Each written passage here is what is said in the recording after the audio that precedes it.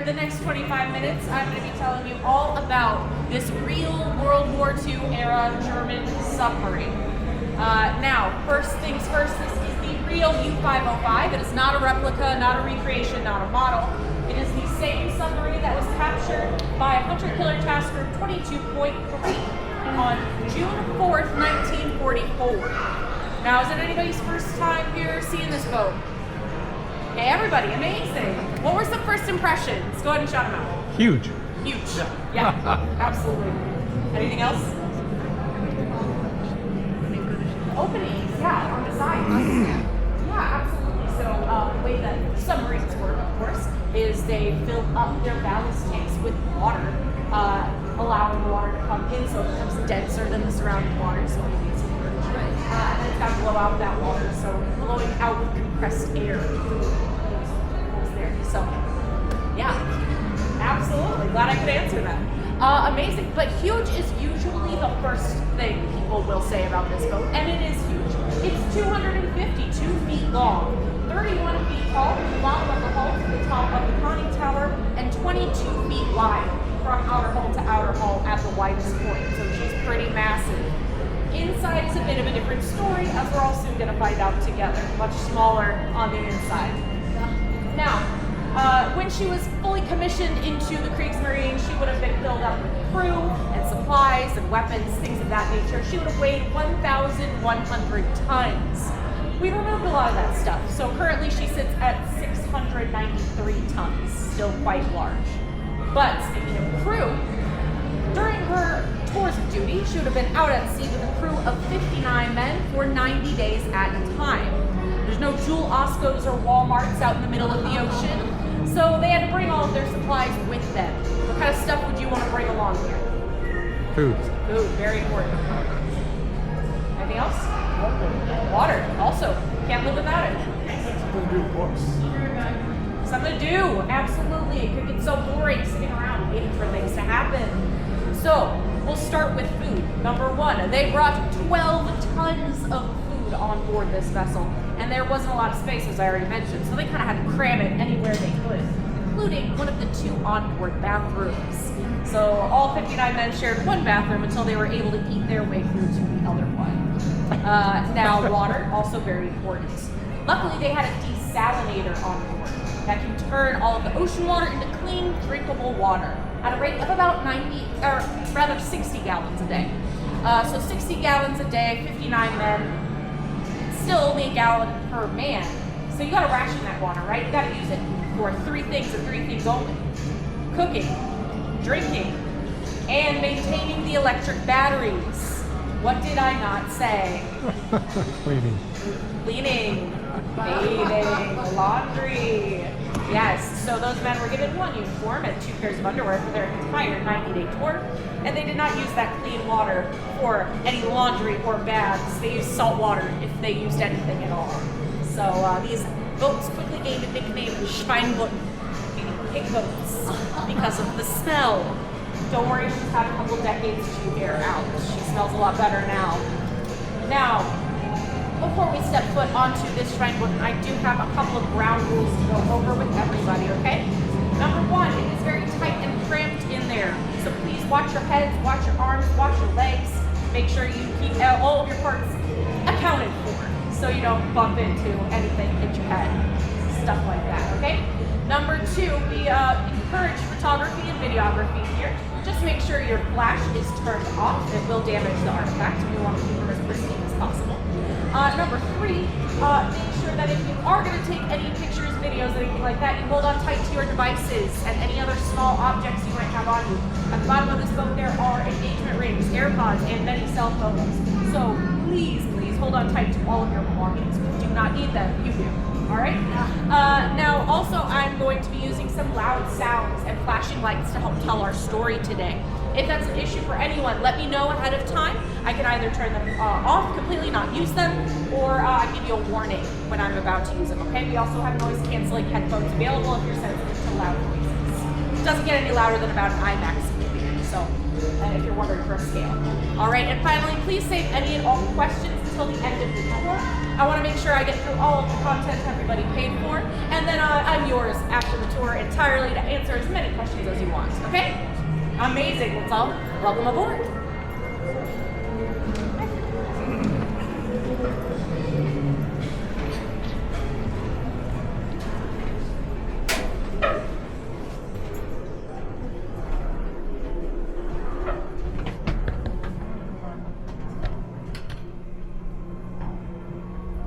We're all going to be very good friends in this room, so let's make sure we use up all of the space.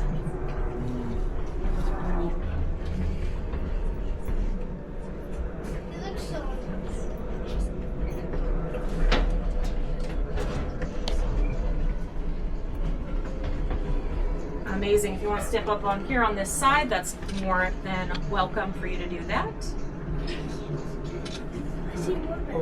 All right, and then if we want to go ahead and close this lovely airtight, watertight hatch right here, I'll step down and take care of that.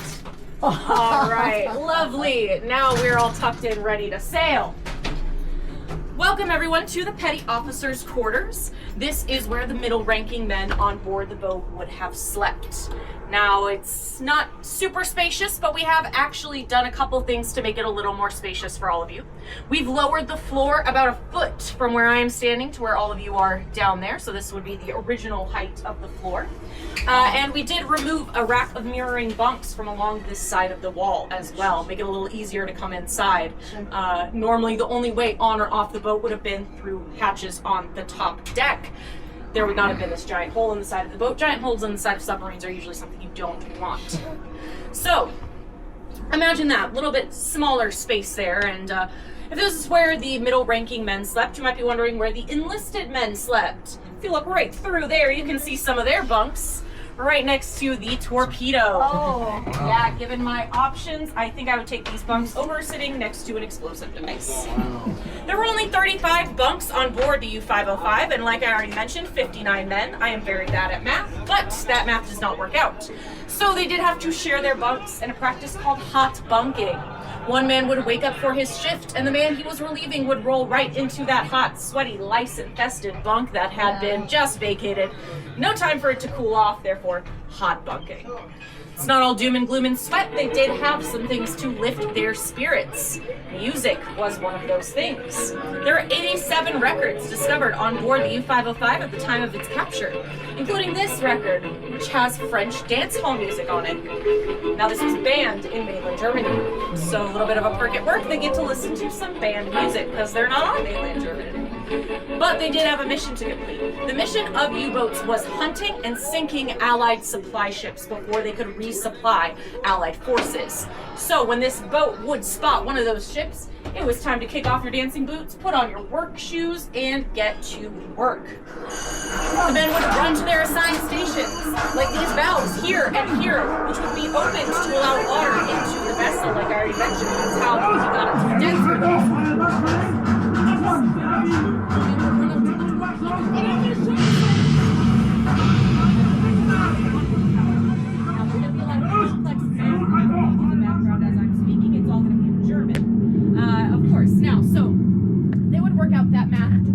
Targeting solution where they should send that torpedo, because it's not easy to aim a torpedo at a moving target underwater.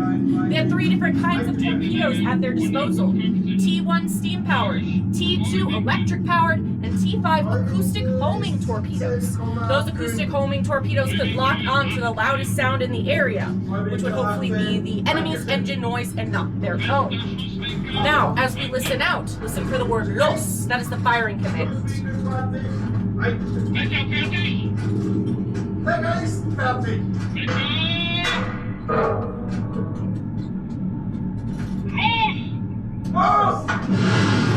as that torpedo is fired, they have a stopwatch going. If their math is correct, they should know down to the second when that torpedo will hit its target. If at the end of the allotted time they do not hear an explosion, they will have missed and likely given away their position. Not a miss this time. So we hear the torpedo hit its target. We hear the rush of water onto the boat that it has struck as it submerges beneath the waves and succumbs to the ocean pressure. That's that whale-like sound in the background. This boat was able to sink 8 Allied ships before its capture on June 4th, 1944. To tell you the story of that capture, I'm going to have us move back into the control room. On the way there, we're going to pass through a couple of rooms that aren't big enough for all of us to stand in. We're going to pass by the kitchen, where the cook would make meals for all 59 men on board using only 3 small hot plates and an oven about the size of a shoebox. We're going to pass through the general officers' quarters, where the higher-ranking officers would have slept. No hot bunking for them, the lucky dogs. We're going to pass by the radio room and the sound room. Sound room where they could listen out with underwater microphones called hydrophones to the water around them to hear if the enemy was getting closer. Sound travels a lot further and faster underwater than it does through the air, so it's easier to hear. Additionally, we're going to pass by that radio room where they could communicate with the German U-boat command. It's also where the 2 Enigma machines discovered on board this vessel were located. Finally, we're going to see a small bunk with a little writing desk next to it. That's the captain's quarters. And keep in mind, as you're taking a peek at that, these bunks are around 5'5"-ish. Captain Harold Longa, the last captain of this vessel, was around 6'2". Oh. We'll go around this.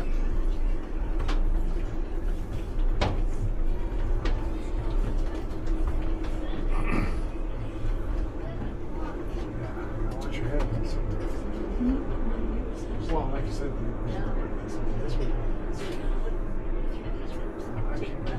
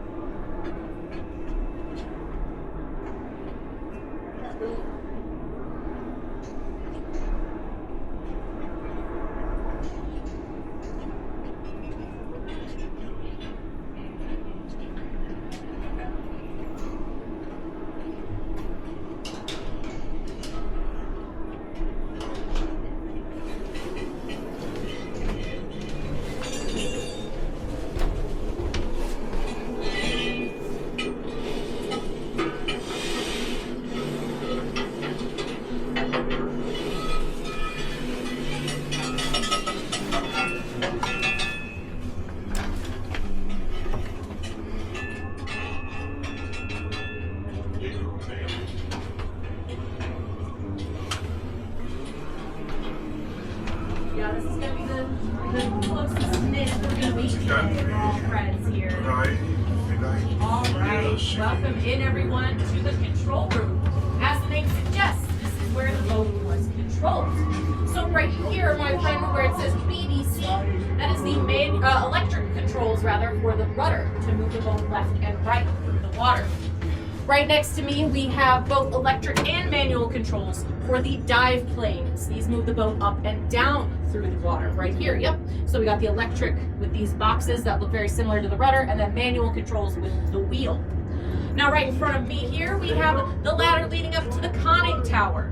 Conning tower, not only where the 2 periscopes would have been housed, but also where the captain usually would spend his time. Now, likely where he was, when Hunter Killer Task Group 22.3 was spotted. Quickly, upon spotting the enemy, the Germans would have flooded this boat and called for a crash dive. Now this would allow them to submerge the boat as quickly as possible, flooding those ballast tanks and running any man who was not assigned to a position at this time, run to the front of the boat, dogpile on top of one another, adding their weight to the front of the boat to increase the dive angle. This, altogether including with the dive planes being tilted to an extreme angle, can allow the boat to submerge in under 37 seconds. After that time, they would enter silent running mode, or stealth mode. Now, all of the non-essential electric functions would be switched off. It would be even darker than it is currently. They would have switched over from the diesel engines to the electric motors, which were a lot slower but a lot quieter. And every man who was not assigned to a station would go to bed. This is for 2 reasons. Number 1, as I mentioned earlier, sound's going to travel a lot faster and further underwater than it does through the air. So if the men are having loud conversations or dropping a tool banging around, that sound is going to carry for miles. Number 2, this vessel only had about 36 hours worth of oxygen before it would be forced to resurface. A man who is asleep, not only is he going to be making less sound, he's also going to be breathing deeper. He's going to be using less oxygen. So, thinking that in mind, being told to go to sleep, and these are the sounds you hear around you. The pinging of the active sonar of the American Hunter-Killer Task Group as they search for this vessel. The closer together and louder those pings get, the closer they are to finding the Germans. Additionally, you would hear the ocean pressure squeezing the vessel around you as they submerge deeper and deeper. If you hear any groaning noises, that's going to be what that sound is. I don't think I'd be able to sleep through any of that. Now, the sound they really didn't want to hear was splashes. Splashes would mean the Americans had dropped depth charges, which are explosives designed to detonate once they reach the depth of water. If they heard splashes, they would have known those depth charges were dropped and likely about to explode nearby them. Even if they didn't directly hit the vessel, the shockwaves from the explosion would be devastating to Uboat505. So let's listen out and hope we don't hear any splashes. Uh-oh. I just heard two. We all better brace ourselves. The explosions from these depth charges knocked the rudder hard to the right and knocked out all of the electricity. Without anything to correct the rudder, it was sent into a death spiral deeper and deeper into the ocean. If it reached 755 feet, it would be crushed like a tin can. So Captain Longa had a decision to make. He could either decide to go down with his boat like he had been trained in the Kriegsmarine, or he could try and save the lives of his crew and re-emerge from the water. He chose to resurface. Things did not get too much better for him or his crew after that resurfacing. They were met with 6 minutes of non-stop gunfire by the Americans. Captain Longa was injured. So was his second in command. The radio man Gottfried Fischer was killed, the only casualty of this capture. Harold Longa knew he had been beat. He called down to his chief engineer and said, scuttle the boat, sink it on purpose. So they reflooded those ballast tanks, and they pulled the plug off of the sea strainer. This is a pipe leading directly into the ocean, allowing water to flow onto the boat intentionally as quickly as possible so it could sink. So once all of the Germans were safely off the boat, they were captured by the Americans, and the Americans sent down a boarding party on board to try and get as much information off the vessel as quickly as they could. To tell you more about that, we're going to head back into the electric motor room. On the way there, we're going to pass through the diesel engine room, and I'm going to point out to the person in front over here where that sea strainer is. Please point it out to the person behind you, and so on and so forth, because we're going to have to go single file through that way. All right. Okay, there is the sea strainer right there.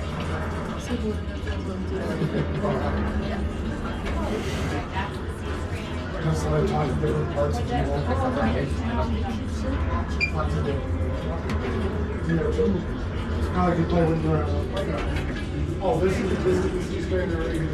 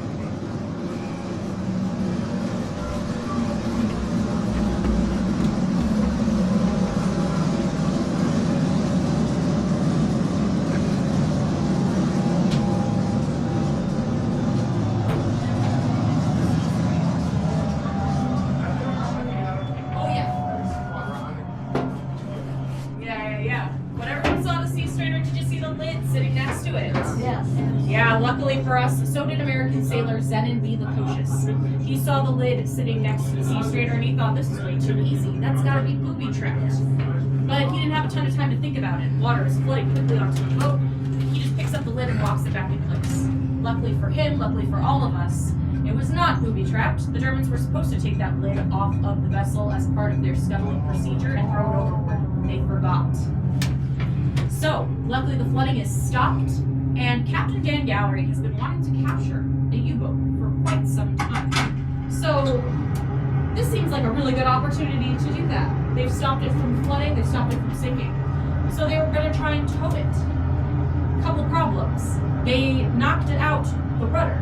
So as they try to tow it, it keeps listing and turning. And they knocked out all the electricity, so they can't fix it with the electric rudder controls.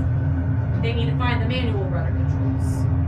It's pitch black on board this vessel. The only light would have been coming from these pipes, which were originally painted with radium paint. Don't worry, we replaced it.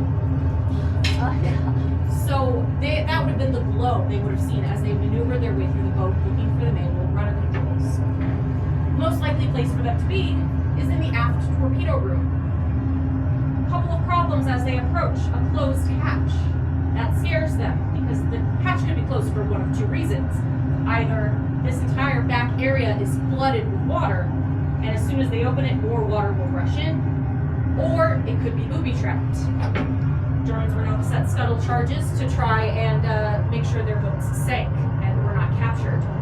So this makes them very nervous. Captain Dan Gallery takes a look. He doesn't think it's booby-trapped, but the water is still a big concern.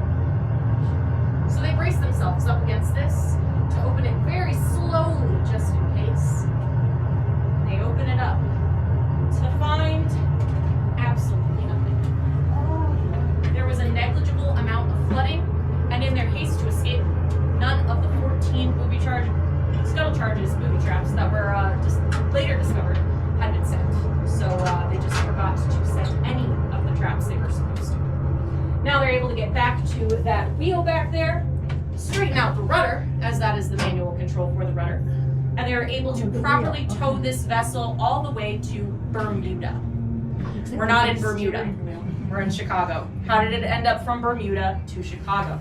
Yeah. I'll tell you on the outside of the boat. But if you want to come up, take a closer look, I invite you to do so. Just step on up there and be careful if you stick your hand inside to take a picture that you don't drop anything on there. It's okay, we'll have a try. I'm going to sneak by and open up this door and let anyone who doesn't want a sneak peek to come down this over. Yeah. Oh yeah, that's still smell like diesel in there for sure. I'll meet you by the propeller. Asher. There's many controls. Let's let her go up It could be part of the engine. Okay, that's the I back. don't really know. What? It does still smell like oil. It just does smell like whatever that. Just go against the best that's It's even less. It's even less than I thought. I mean, I know there's the ballast doors and all that, you know, the doors between the carbons and this and that, but there's even less room than I I'll meet you thought. down by the propeller to finish also. I mean, where are you supposed to stand when you're trying to move? Yeah, right, because it's just not magic, it's just. Dad, can I see the Let's get off. There's like one, two, you know, long hallway. I don't know, Want to take a peek up there, Ethan? I think we should take a peek. I'll meet you by the propeller.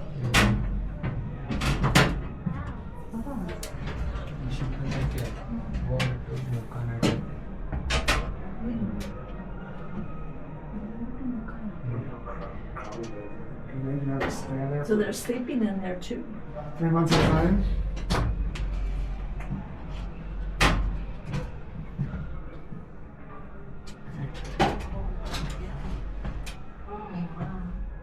I don't know, either. They keep. Well, thank you. Still a little bit left.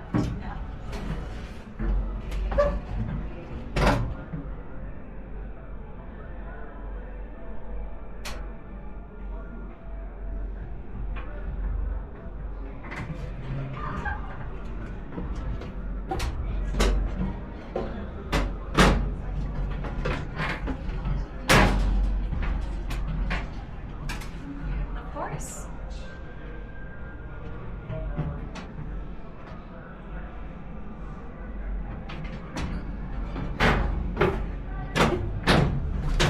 walk past the back.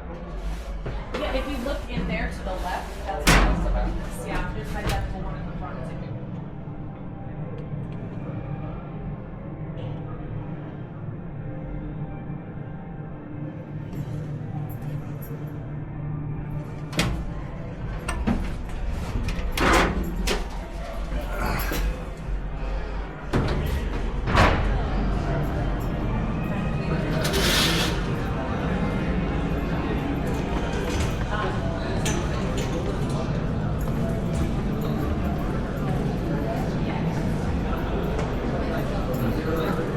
Okay. So, this boat was captured off the coast of West Africa, and as I mentioned, towed to a secure British naval base in Bermuda. Why British? Why Bermuda? Wasn't Casablanca a lot closer? It's an American base.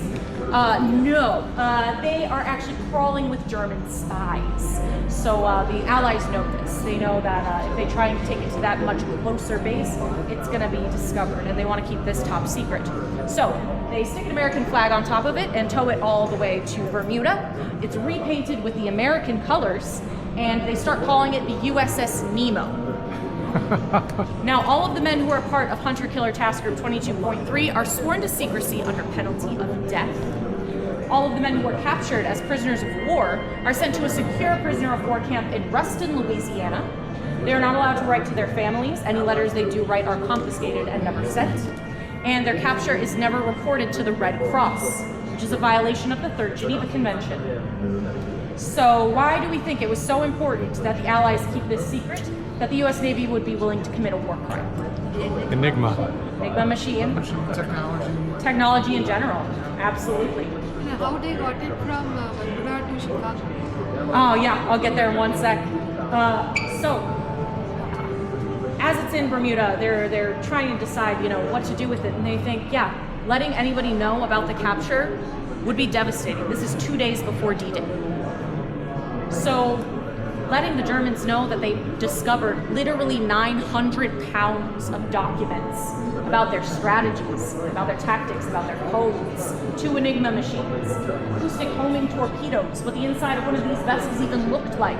No one had been on a German submarine before. They didn't know what these vessels were capable of. All of that information would go to waste, as the Germans could have changed so many things overnight. So luckily, this was kept a secret. It's said to have shaved months off the end of the war and saved countless numbers of lives. Finally, the war ends. It goes on a tour around America raising money. People can go on and take tours of it, much like we just did. And then eventually the Navy decides it's lived its usefulness. They're going to blow it up. They're going to use it for target practice. Captain Dan Gallery, now Admiral Dan Gallery, decides that's a bad idea. He doesn't want to do that. He thinks they went through a lot to capture this vessel. It has significance. So he calls up his brother, who's friends with the president of this museum.